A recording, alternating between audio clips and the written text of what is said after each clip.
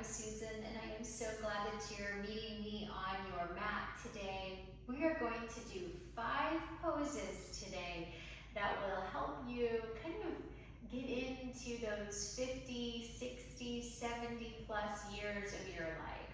So I just had a birthday this past month and turned 55, and I was reading our local newspaper, and they had one of the advertisements for a 55 and better community. And I was thinking, wow, I've hit that spot in life that I could live in a 55 and older community. And it made me think, I really want to make the best of the years that I have left on this earth. And so by staying mobile and having that mindful movement, I really am hoping to be able to kind of ease into these next decades. So join me on your mat or find a comfortable space and let's get started. So we'll do our 5 moves today. We're going to start with our cow and our cat pose. So we'll come onto our hands and knees. If you need to have some extra knee support, you could fold your mat. And I always like to fold it kind of from the back so that I have space for my hands to have that support. So you can fold your mat just to make it a little bit softer for your knees. Again, I've just got it doubled up there. And then with our hands, we're gonna make almost like they're a starfish. So you really wanna have that big space in between your fingers. And we're going to take our wrists and bring them right underneath our shoulders. Tops of the feet will be resting on our mat. And then we're just going to connect our breath and body movement. So we'll tilt the belly down, gaze goes up on your inhale, and then we'll take our back up towards the ceiling, and that will be our cat pose, tucking the chin and finding that inhale. Let the belly go towards your mat, and exhale, finding that breath and body connection. So keep going with those rounds, finding that really great stretch for your front body and your back body. Think about your back going up towards the ceiling, and on your inhale, let that belly go down towards your mat. We want to make sure that we don't dump the weight into our wrist. And we'll do that one more time. Inhale, tilt the belly down. Exhale, tucking your chin. And then let's meet back in our neutral hands and knees tabletop. And we'll sit back onto our heels. All right, the next posture we're going to do will be tree pose. So let's go ahead, if you have your mat folded, we'll go ahead and straighten it back out. You could be doing tree pose as well, just on a hardwood surface. Sometimes that gives you a little bit better balance than if you were on a really squishy mat, or if you have a very thick carpet with the padding underneath. So let's find that good standing posture. When we stand, we want to think about having almost like a triangle shape. So we have our big toe, peaky toe, and heel, and that just gives a really nice framework for your foot. So let's start with that right foot. And we'll have our right foot down on the mat. Then we're just going to make a kickstand with our left foot. So we'll take the knee out to the side.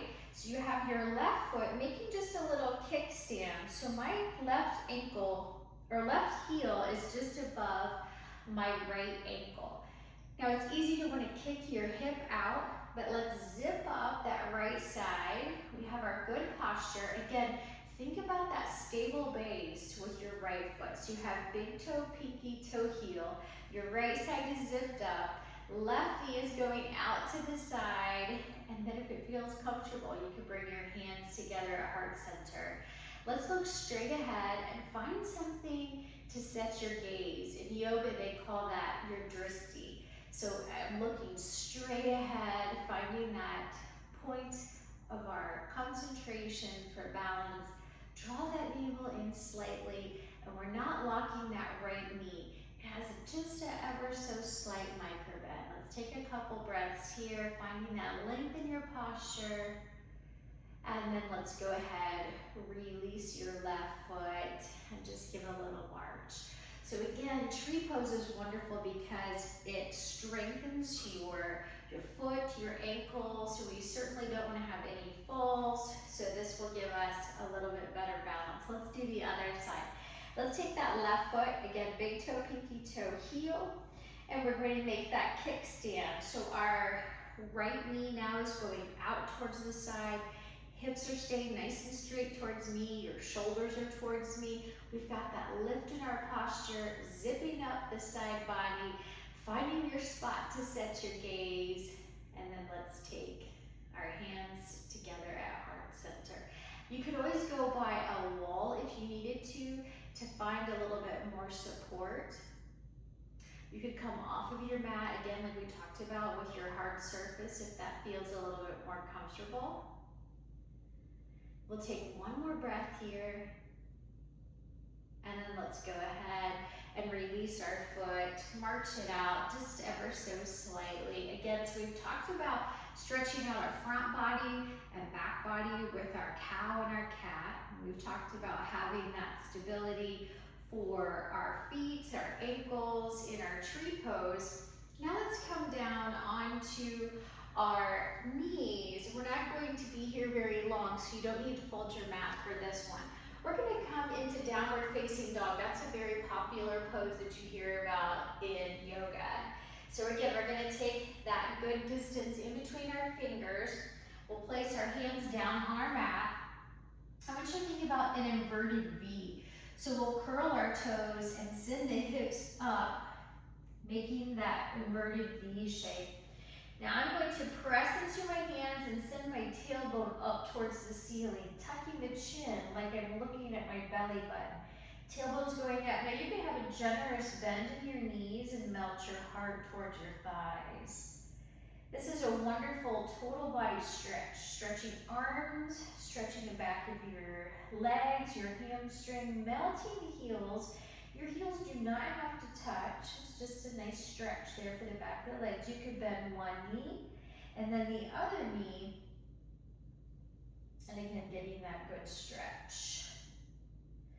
And I'm just gonna stay here and melt my heart, tuck my chin, and then gather the knees down towards the mat and sitting back. And that is downward facing dog. Our next pose we'll do is bridge pose. We'll come down onto our mat, onto our backs, and then let our heels come in close towards our buttocks. So take a moment, let your back rest on the mat, and we'll just let the knees fold in for a moment. Yes, so for some reason, turning 55 this year got me a little bit more. I gotta say, even probably more than turning 50, although that was a big milestone. But yeah, I'm excited to see what this year brings. But again, just kind of hit me I think it was that 55 and older community. I was like, whoa. Okay, so let's draw our heels in. Bringing your arms by your side, palms facing down. On an inhale, we're going to peel the hips up, and then each vertebrae is going to come up off of the mat. We'll keep the knees nice and parallel, chin is tucked, and this is a wonderful stretch for your low back and your glutes. So we're going to squeeze those glutes where the glute and the leg meet, and the hips are driving up towards your ceiling. You always want to listen to your body, you know it best. And then let's roll down one vertebrae at a time. Our hips are going to be the last to come down. We'll bring the feet a little wider than hip distance, and then windshield wiper the legs over to one side, and then your knees over to the other side. And we'll do that one more time. We'll draw the heels in towards the buttocks, palms facing down, arms are by your side. And then let's lift our hips up. We'll peel each vertebrae off of the mat. Again, hips are lifted, chin is tucked, knees stay parallel. Good core support, protecting our low back, getting that good strength. And then squeeze the glute where the glute and the leg meet. Let the shoulders relax. And then let's lower down one vertebrae at a time. Hips are the last to come down. This time we'll draw our right and left knee in towards the center of our body, hands coming onto your kneecaps, and you can make some circles in one direction. That feels so good for your back. And then let's take it to the other direction. We'll do a good stretch here for our hips. So let's clasp our hands. We'll take them underneath the knee, and then we'll extend the opposite leg out. So get a good stretch here, pulling that knee in. And then let's release. And we'll do the other side. Drawing the knee in, clasping the hands, lengthening. So we're getting a good stretch for the hip, the leg. And then let's release down. And then the last move we're going to do today is going to be legs up the wall. And so you could move your mat to where you could have your legs so they'll be up against the wall. I'm just going to do it where my legs are just up in the air. There's always that option too. It's just a little bit more comfortable to actually have your knees up the wall, or legs up the wall. All right, so let's pretend that my wall is right here. So my wall is invisible. I would take my side body and have my backside, my glutes, be very close to the wall. So my wall is right here, and then I'm bringing my legs up and finding that comfort where the wall would be. So legs up the wall. So my heels would have that support of the wall, and my knees just have that slight bend in the knees. And then just have your hands either resting by your side, or your hands could be resting on your belly. Feel free to close your eyes. And this is just wonderful for your circulation. It's also great to help kind of relax that nervous system if you've had a very long day, if you've been on your feet a lot, if you've been traveling. This is just a really great pose.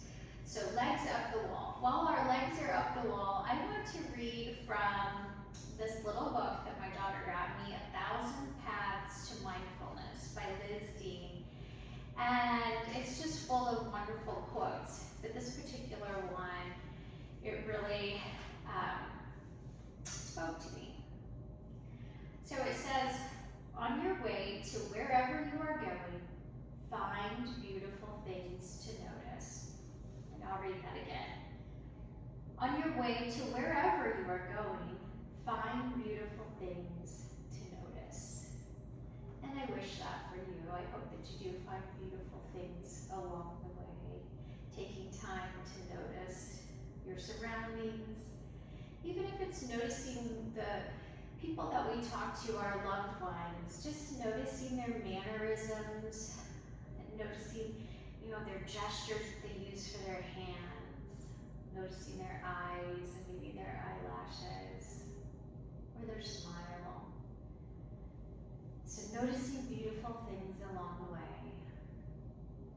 Let's take a couple more breaths here as we're having our legs up the wall. Ease of breath.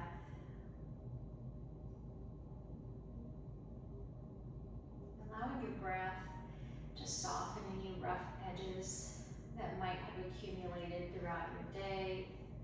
Or if it's morning time and you're doing this, maybe let your breath ease your mind for the day ahead.